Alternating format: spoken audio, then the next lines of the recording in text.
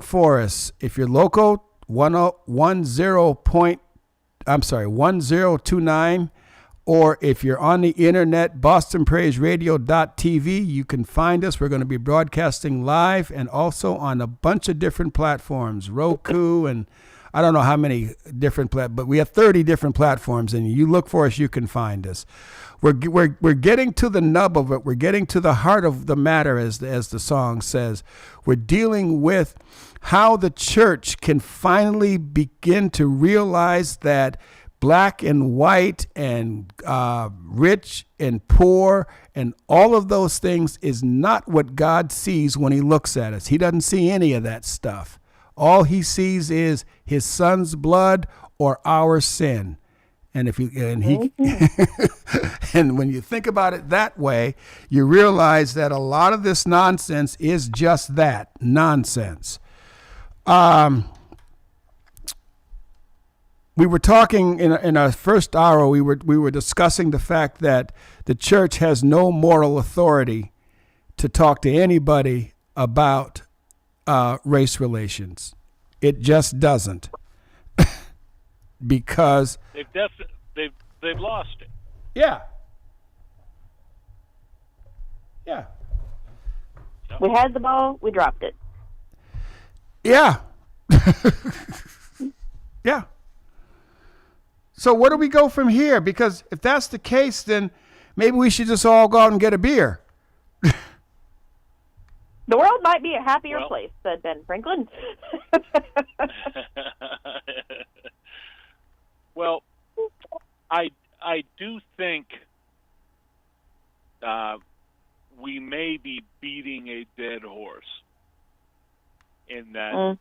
And I'm going to speak for myself, but I'm pretty confident I'm not the only white guy that has, someone of my vintage. We've gone through, I grew up in the 60s and the 70s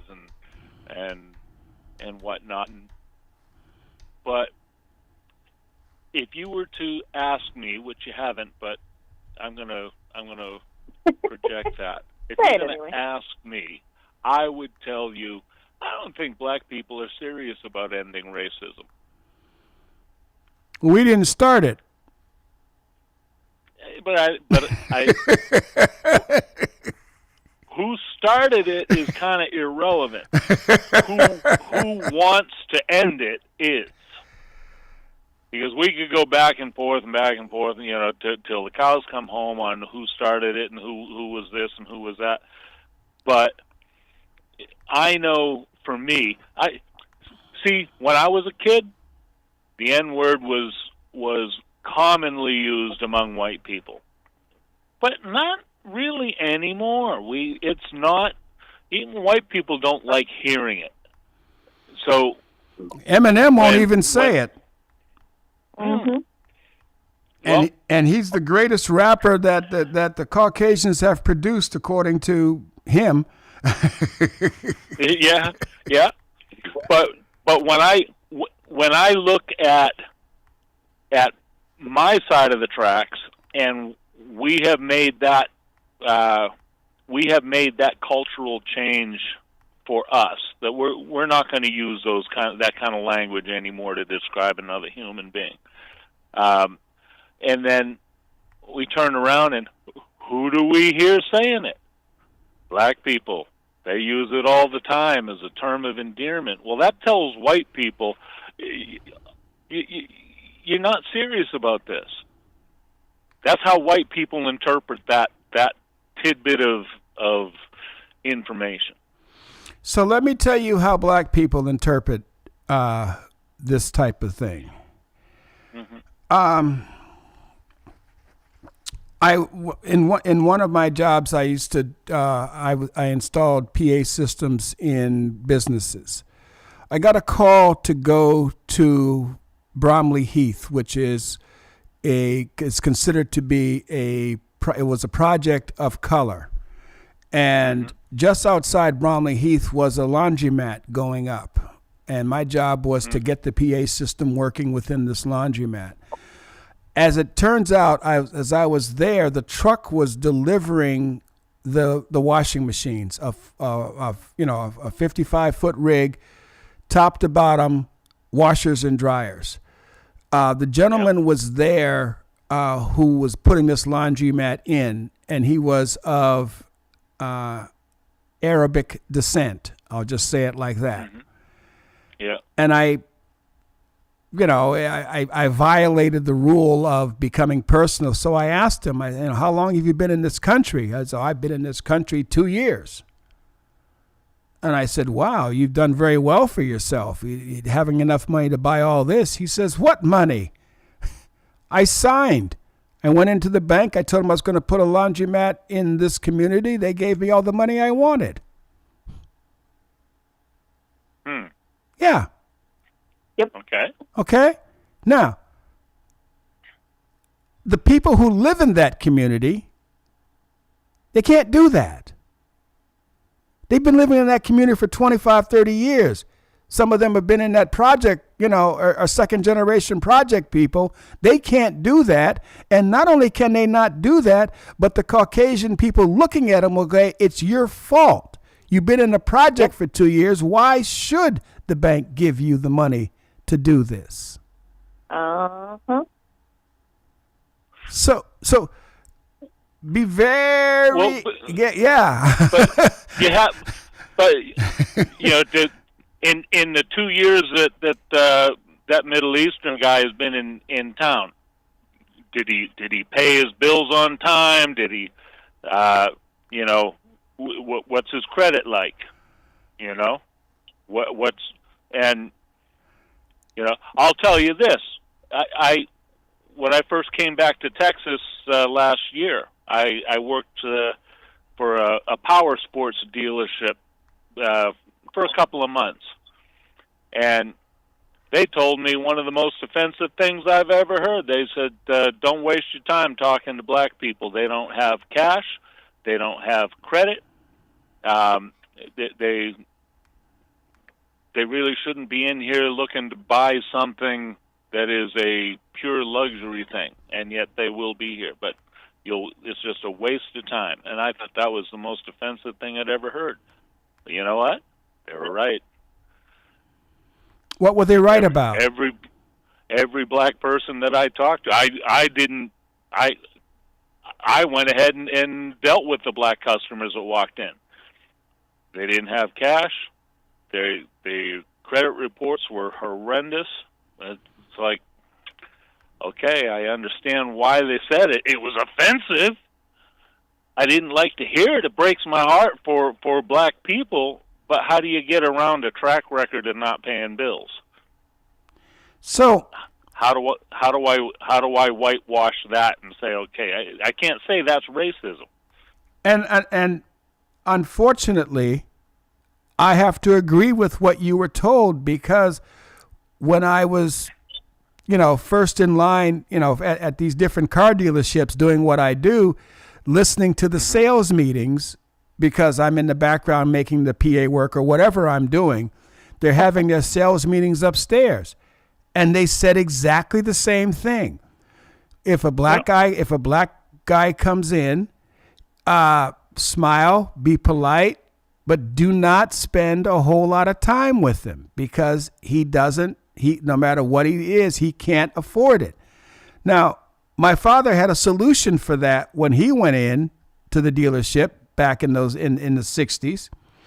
He went in, and the salesperson reluctantly came to talk to him. And my father said, basically, he said, listen, I want you to see something. And he pulled out his passbook from the bank. And he showed the salesperson that he had $15,000 or $10,000, whatever the amount was. But he showed the salesperson he had the money, and then the whole attitude changed. Yep. He handed him the passbook, and he showed him the balance, and he said, I'm here to buy a car. And the whole attitude changed, because now the salesperson knows that my father is serious. Yep. Yeah.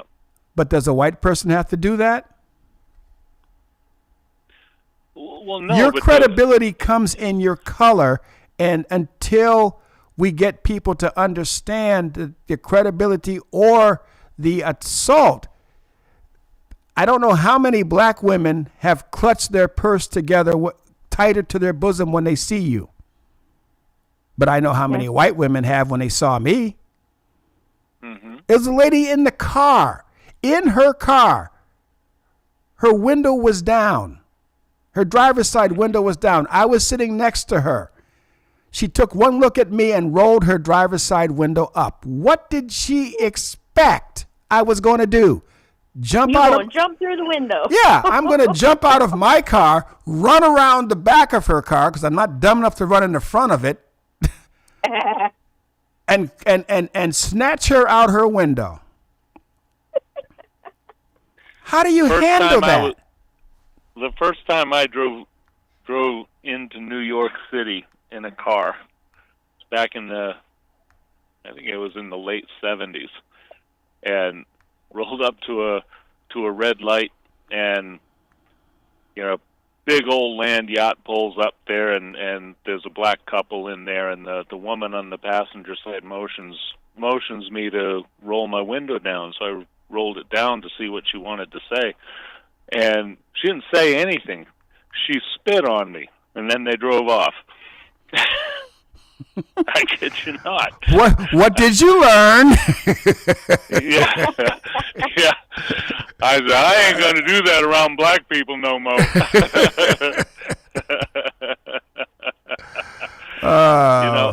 It's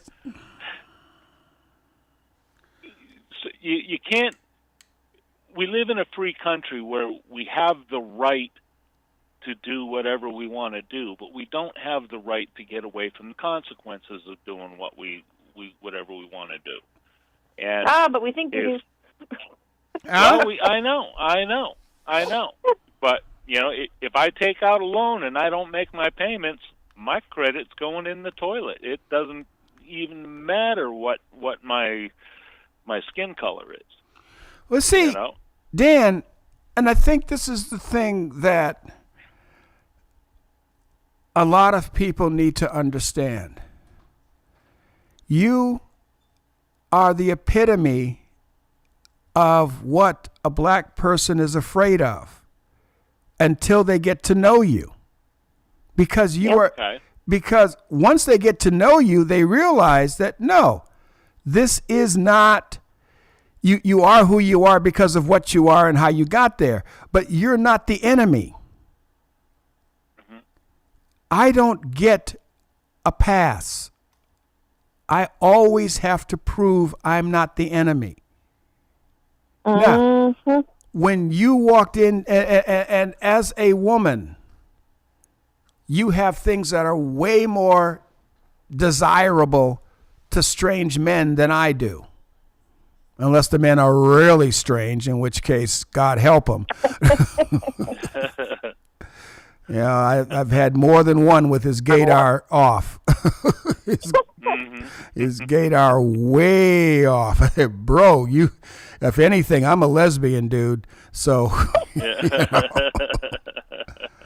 you're missing have it tuned because this ain't right. Your gaydar is off.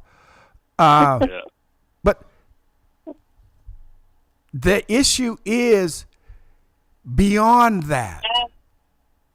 We have, as the black race, as the African American race, we do have to step our game up. Yep. We really do. But you cannot deny the fact that when our game was on point, the Caucasian powers that be destroyed it. Mm-hmm. How did they destroy it? Ask the people who had the Black Wall Street, and it was burned to the ground. Ask the family structure that was destroyed through welfare, albeit with the help of the black men. Okay, albeit, but it was destroyed. No. Go ahead. Nobody forced anybody to go on to welfare. No. You're missing my point. There was an enticement. Yeah. There was an enticement. There was an enticement, and I also said with the help of the black man. But when it comes to the Black Wall Street, no, that was destroyed out of pure hatred. Mm-hmm. Okay, and you can't deny that that's the case. And even when you deal with the slavery aspect of it, slavery in the Bible was never as demeaning as the slavery that the Americans put forth on the Africans brought from Africa. They were true Africans. So let me ask you this, Dan Vale, have you ever heard the origins of the song Jingle Bells? No. I haven't either, so go ahead on, honey. He said, with respect. The origin of the song Jingle Bells came from slavery, where they would put bells around the necks of their slaves so they could hear them if they tried to run away. I did not know that. Yep. Things that our children still sing about. Again, America was built on the backs of slaves. It absolutely was. And there will never be anything different. The ground we so happily, freely live and walk on was bathed in the blood of slaves. And that is the only reason we have our country. I listened to Marco Rubio.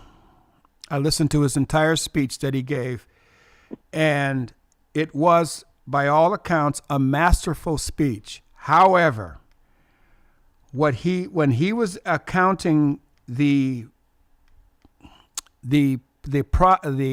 accomplishments of America, he conveniently, and I mean conveniently, left out the black sacrifice in helping to build all of the things that he talked about.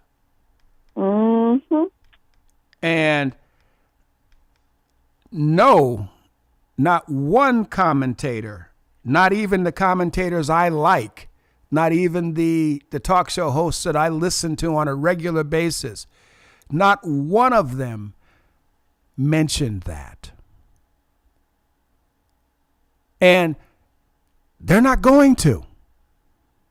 Yeah. Half of them are so tuned in to their version of what they make money on that they can't see it. And even if they could see it, what do you say about it? It's not popular. Prison rights, prison reform, returning citizens having justice is not popular. So it's a very difficult thing to say, listen, I want a returning citizen to have a job, to have some opportunity. The average person says, why should they forfeited their rights when they went in. Why should I give them anything? And there's a whole community out there that says to the African-American community in the world, especially in America, why should we do anything for you? You allowed yourself to become slaves. It took you, what was it, 40 years, 100 years to get your freedom? You willingly accepted the lash. And then after you got free, what did you do? You didn't do anything. Except for when you tried to do something, we slapped your hand. We stopped you. And you accepted being stopped. How do you handle that? Well, it's the same argument that is rather macabre of a woman who has been assaulted and they ask her what she was wearing. Same argument, different face. Yeah. And until we stop blaming those who have been abused, then we're never going to fix the problem. So what let me give you take? a real example. So let me give you a real example real quick. So I have worked in insurance in property and casualty, and I have also worked at a psychiatric hospital. And we tend to like to put people into demographics. We like numbers. We like demographics. And there is a business model to demographics because it makes sense. Same idea behind saying, hey, don't spend a lot of time talking to these particular colored people because they don't have the money to spend here. There is a business mindset behind it. The problem comes is when you lump everyone together in that same demographic. So, for example, when I worked at the psychiatric hospital when I lived in the state of Maine, the demographic that you would mainly see is 95% of people or more who were inpatient in the psychiatric hospital that I worked at were mainly middle-aged white women. Why was that the case?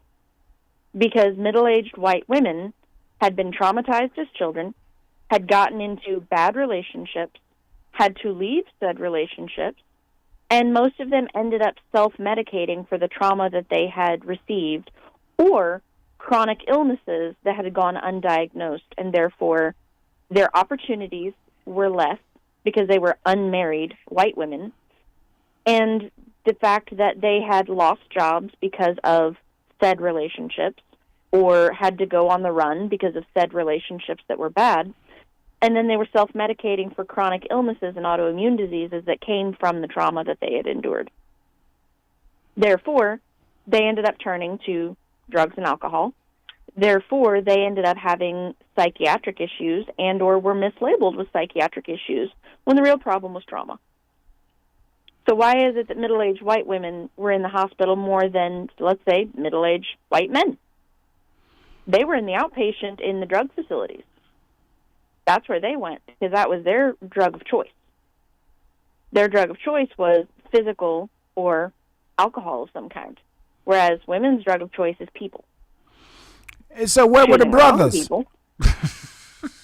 They were not in the psychiatric hospital. Why do you think that is? Because their choice of self-medication and the community that comes around them. Because they do have a community that will come around them and will overlook certain things, which is true.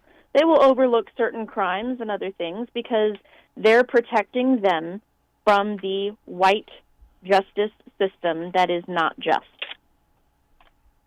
Therefore, anything that they would do that would be considered psychiatric or whatever, they were not in the hospital. But here's the other side of that. They also couldn't get the medical care that they needed, so a lot of them died on the streets. And that was just back in 2017 when I worked there. And you see, now I work in insurance. So here's another demographic. In the last 2 years, which I've worked at this insurance company, the largest demographic of life insurance policies is two separate things. Old, wealthy white couples who are married, mainly getting life insurance policies for the husband because the woman was a stay-at-home wife. And the second largest demographic is black grandmothers buying life insurance policies for her male children and male grandchildren. Because otherwise they can't afford to put them in the ground. That is scary. Extremely. And Dan, had you ever heard of this before? Because I confess I have not. No, this is news to me. Well, you're both semi-familiar with Lima, Ohio, for example. Oh, yeah. Mm-hmm. So Lima, Ohio has Lima, Ohio has that nickname for a reason. There's a lot of parts which are dumps. Let me tell you, I've driven through there. They're dumps. And there's a lot of places where I will lock my car doors when I drive through, let me tell you. And it don't matter the color of the neighborhood just sucks. But I will also say there is a very large population of black people who live in Lima, Ohio. There are also a very large population of older black women who have bought life insurance policies for their sons and their grandsons. Because in that culture, because I asked the hard questions. There was a particular individual who came into my insurance office looking for life insurance for their grandchild. And I asked him, I got real honest with him, and I asked him, I was like, look, I've seen this as a pattern. I'm really curious because I don't understand why it's a pattern. Can you help me? And they just explained, well, yeah, we don't have the money to put him in the ground, and there's a really good chance that my grandson is going to be shot and killed either by our own people or by someone else. Therefore, we don't have the money to put him in the ground, and he may not live to the age to make money to be able to put himself in the ground. And so I am doing this to protect the livelihood of my family so we can still honor his memory when he does pass, whether that's now or 20 years from now.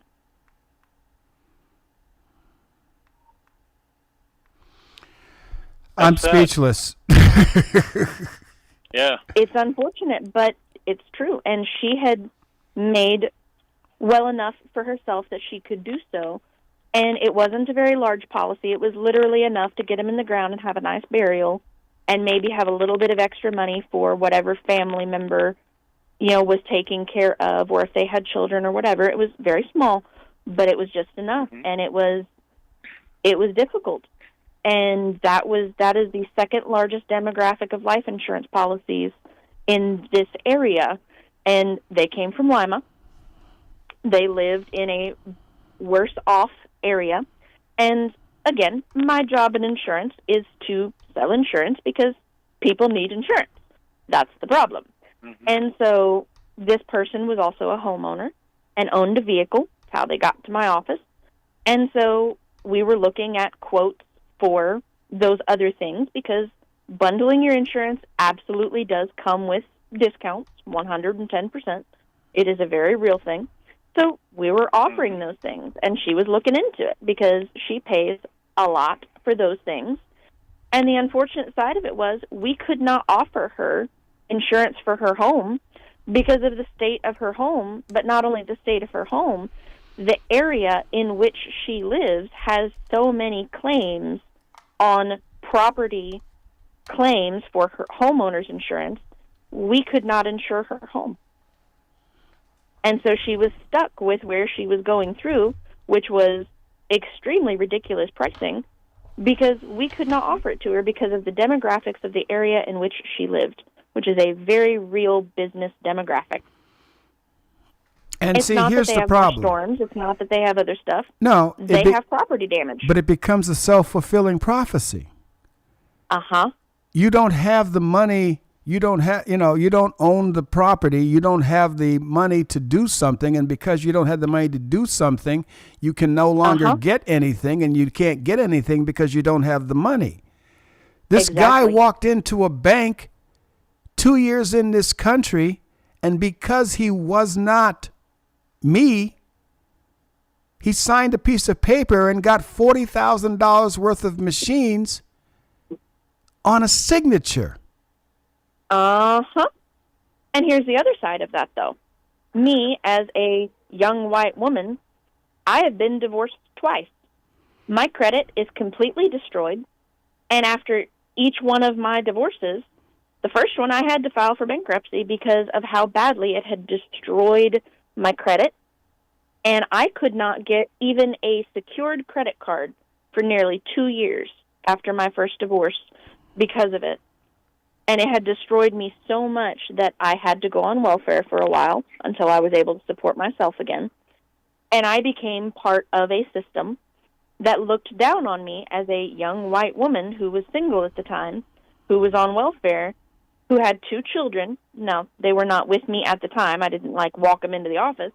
But I am one of the second largest demographics of people that you can't get the opportunities to get yourself out of that situation. I became part of the machine because the opportunities were not afforded to me to get myself out. And unfortunately, after my second divorce, similar happened and is happening still to this day. So, oh boy. I'm sorry, but I have to do this. I have to ask. I would be wrong if I didn't ask this question. Are you a victim of circumstance or stupidity? Both. Absolutely both. You care to elaborate? Because people are Sure. saying, well, that's an easy answer, but I don't know what she means by that. Yeah. Well, no. The fact of the matter is, number one, I was young and I was dumb the first time around. And I was a victim of child neglect. Therefore, I did not believe that I had anything better offered to me. And realistically, it was in very small-town, rural Arkansas that I grew up. There weren't exactly a lot of options for an individual of the opposite sex that was single. So the options were limited, let's be honest. But I was impatient, I was young, I was dumb, and I was full of hormones. So I got married to the first guy that looked my way, and I shouldn't have. And that became very evident early on into our marriage after our first child. Then the second child came along, because at the time, birth control wasn't part of our religion, and so I had a second child. And at that point, I realized that this was going to go nowhere fast, and I was going to get myself killed if I stayed in that relationship. So that relationship ended. Well, I was a young woman with 2 children who wanted to leave her husband in a very Southern Baptist community. You can guess where that got me in the church. Yeah. And so in the ended church. up literally having to, well, it left me out of the church. Yeah. And I ended up with 0 support system, 0 family system, 0 support of any kind, because I was a stay-at-home mom, because that's just what a good little Baptist girl does. And I ended up having to literally run for my life. And I ended up going where God told me to go, which ended up being across the country. Well, God has and a then sense. I did it again. Yeah, God has a sense of humor. Brother Marvin says, but I guess this is a reference to some of the things that were said. That's a blanket statement, but he did say it all takes several generations of unpacking. Yes, it does. How do listen? Jesus the Bible is very clear. Jesus is not coming back until we've accomplished something. We've accomplished it. Mm-hmm. Until his word has been heard by everybody that needs to hear it and reject it. Not accept it. People think it's about the acceptance. No.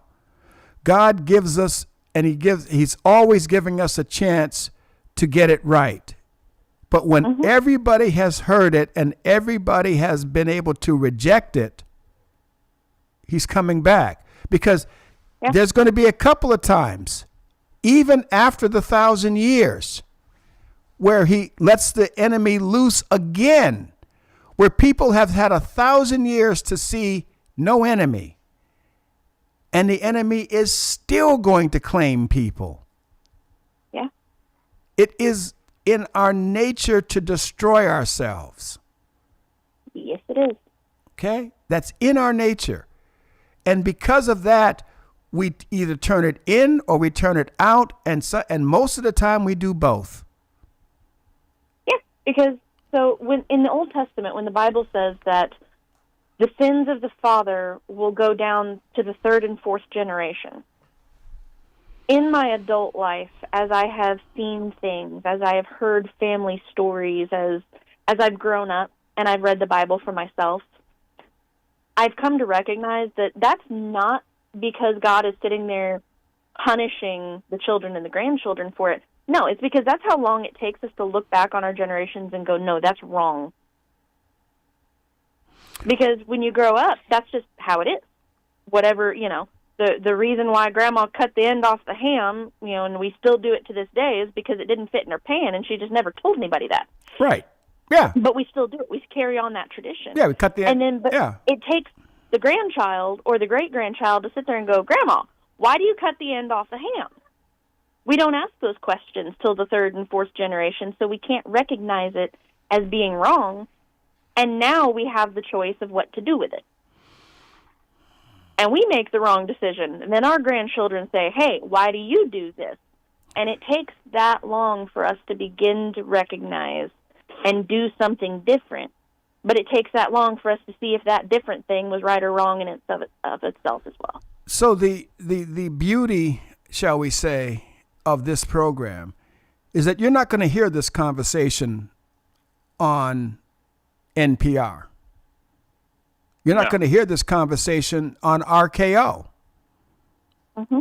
Because NPR and RKO are two sides of the same coin, and their existence, and trust me, I listen to both, their existence depends on them towing their line.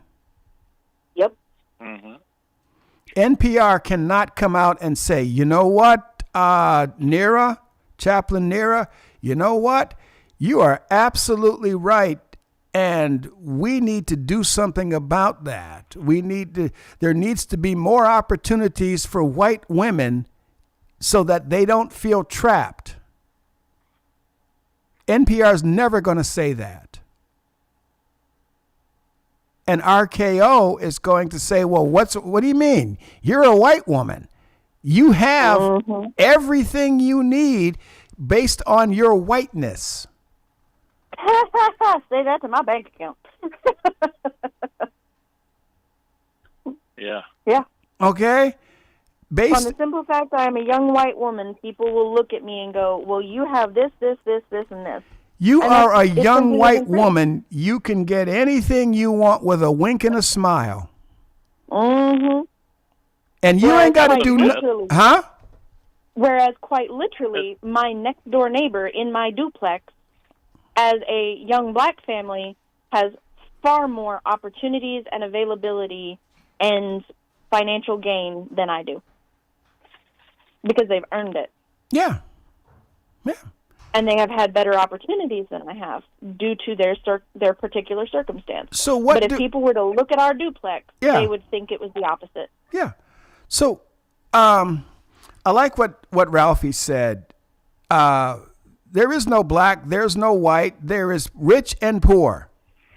Yep. Okay? If you're sitting there eating your Cocoa Puffs in a Cool Whip bowl that's stained with spaghetti sauce, you're poor. And it doesn't matter the color of your skin. What color are you? Right. I'm broke. Off of the, yeah. Pizza container when you pull the plastic off. Exactly. Yeah, you're broke. Like I did last night. Yeah. Okay. And but society has said black against white against black against themselves, white against themselves. Because every nationality, every nation has come against itself at some point in time. I asked the question a long time ago, how many Christians are fighting in Ireland? And the answer is none. Okay? None. Anybody who's embracing Christ is not fighting somebody else who is embracing Christ. Right. Now, if your nationalism overruns your faith in God, then yes, absolutely. 6:13, I get all that. Absolutely. If my nationalism overruns my faith, I get it. I'm picking up the weapon and I'm going after Whitey. But the reality of it is, Whitey is not the one holding me back. The one in the mirror, man in the mirror, is who's holding me back. Yep. But how do we handle this? How do we handle this in the church? I walk into any church in America on Sunday and I'll know immediately who's in power. Yep. Because I'll either be embraced or shunned. And it won't matter. The first step is, number one, admitting it. That's the first step to anything, is admitting it that it's a problem. And secondarily, it comes from the leader of that particular church or organization or whatever, putting their foot down and putting their nose into it and going, no, you are not going to be a person that judges or looks down on them, or you get the boot. Yeah. Yeah. It's the same way with crushing gossip in a church. It's the same way with doing any kind of church discipline on things that are going on that are not correct. And it's the same thing. It's the same process. But we don't like doing that. No. No, We don't like the conflict. No. Because conflict does not equal, oh my God, conflict does not equal donations. It equals abandonment. People do not. Because when I have the choice to go down to, 5 doors down to a church that tickles my ears, then that's what I'm going to do. There's no loyalty, and there's too many options. We live in a microwave society. Yeah. I mean, yes, I make the best popcorn there is. Ask anybody and they'll tell you Dan says he makes the best popcorn there is. But I also I had to order 2 boxes of Redenbacher microwave because I was trying to get the $25 overnight delivery because I don't like waiting for things. So I was $6 short, but the tub of Orville Redenbacher popcorn microwave is $3 and something, and that brings me over the 25. So now I get my delivery overnight.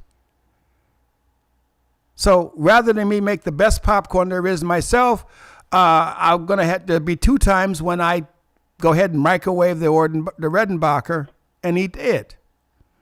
It's popcorn. Mm-hmm. And I use Redenbacher popcorn in my, I've tried them all. I've tried the cheapest ones and I've tried the most ones, and Redenbacher is the best. And they're not paying me a dime to say that. That just is what it is. I remember doing Sunny Pop because it was on Price is Right, Sunny Pop popcorn. And they always tried to guess what it was. So I went out as soon as I was old enough and able enough. I bought Sunny Pop popcorn. Once. And I'll just leave that right there. Yeah. Once. So we have options. We have the Holy Spirit within us. And I got news for you. It's not doing its job. Mm-hmm. In us. Actually, it's doing its job, but we're not doing our job. We're not listening. We're not acting. Whether we listen or not, we're not acting. I'm sorry, Dan. It's not just hearing the word, because we've all heard the word. Love your brother. We're all neighbors. Mm-hmm. We're all this. We've heard that ad infinitum ad nauseum, and we're not acting on it. I'm your brother until I tee you off. Yep. Okay. I'm your brother. Yeah. Pardon? And don't you forget it. Yeah, and don't I forget it. Exactly. Exactly. How can I? I'm your brother until I disagree with you. I'm your brother until we are up for the same job. Mm-hmm. Or worse, the same woman. Mm-hmm. Or the same man. Talk about Willis. Yeah, I'm your brother as long as it doesn't cost me anything. You're my sister as long as it doesn't cost you anything. Cost me anything. Yep. Because when you come to me as a woman and say, I need this, that, and the other, I'm thinking, do you really need it? Or what can I get in return? Mm-hmm. Now, nobody wants to hear that because that's not all the kids. No, come on, no. We're Christian men. We want to do the best we can for the woman when she asks. No. I don't give women in my church money. I don't. Yeah. Proverbs 6:16 through 19 speaks how we are treating each other wrongly. Yes. Mm-hmm. It does. But it's us. We have met the enemy, and day is us. Yep. Why? And every single Bible character knew it. And every single Bible character was their own worst enemy at some point in time. Mm-hmm. And some of them died in it, and some of them were able to come through it. Yep.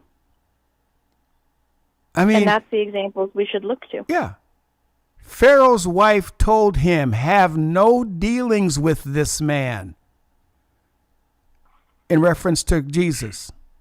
"For I have suffered greatly this past evening, I've suffered greatly because of him." Well, what do you mean? It means she had nightmares concerning this. She saw everything that was going on. Have no dealings with this guy. Leave him be. Mm-hmm.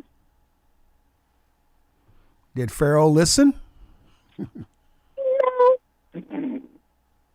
Did he not listen because it was a woman telling him?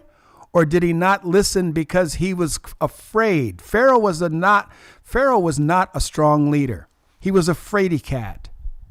He did not want to lose his power. Mm-hmm. Not the power from the Jews, but the power from the Roman Empire. That's why he sent him to Herod. And now he's back. And now what do I do? Mm-hmm. He tried passing the buck, literally. One of the few times that the movie Godspell gets it right, Superstar gets it right. Your Herod's race, your Herod's case. Yep. And then the next line, and so the king is once again my guest. Why is that? Was Herod unimpressed? Herod's nuts. Herod's an example of inbreeding to the extreme. And of passivity as much as humanly possible. Yeah. He wanted to sit in his nice, cushy little life and not get his hands dirty. Yeah. And that's exactly what he did. Yeah. I want nothing to do with this guy. This guy is real. I love the fact that Jesus didn't talk to him. I think that's the best thing you could do to somebody like that. Just complete and Don't play the game. Just complete and totally ignore him. I wish I could do that more often than I do it. I'd be further. Sometimes the only way to win the game is not play. Strange game. The only winning move is not to play. What movie is that from? Oof. Come on, bearded one. I know you know. He's got that thinking face on. Uh-huh. What'd he say? He said, "Oh, man." He's thinking. I'll do it this way. Strange game. The only winning move is not to play. How about a nice game of chess?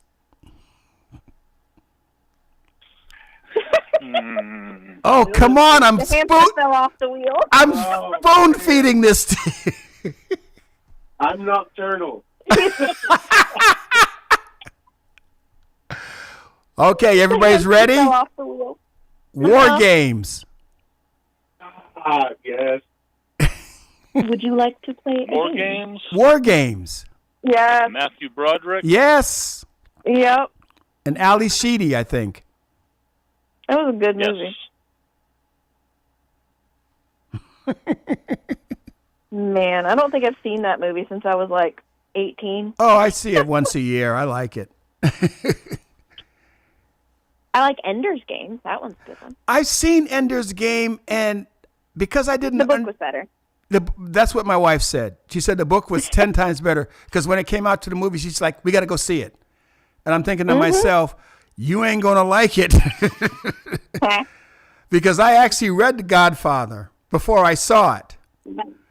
So I didn't like Godfather. I like it as a movie, absolutely. But the book is 10 times better. Oh, yeah. Because you have more chance you have more character development. You don't have time for all that character. Mm-hmm. It would have been 5 hours if they had filmed the book properly. The movie, yeah, they'd filmed the movie like the book. It'd have been 5 hours by itself. It could have been 2 movies by itself. Which is why Lord of the Rings ended up being 11 hours and 27 minutes. Wow. I have yet to be, every time I try to read Lord of the Rings, I go to sleep. I've not finished that one yet. And I got halfway through The Hobbit. Actually, I was doing The Hobbit on tape. I got through the whole book of The Hobbit on tape. Every time I put the Lord of the Rings on tape, I was going to drive into a tree somewhere because it just put me right to sleep. Can't deal with it. The books and the movies that Tolkien created saved my life as a teenager. See? Yeah. Genuinely. So how can I relate to you if what you saved your life put me to sleep? Different experiences and the fact that we could both agree that the books are better than the movies.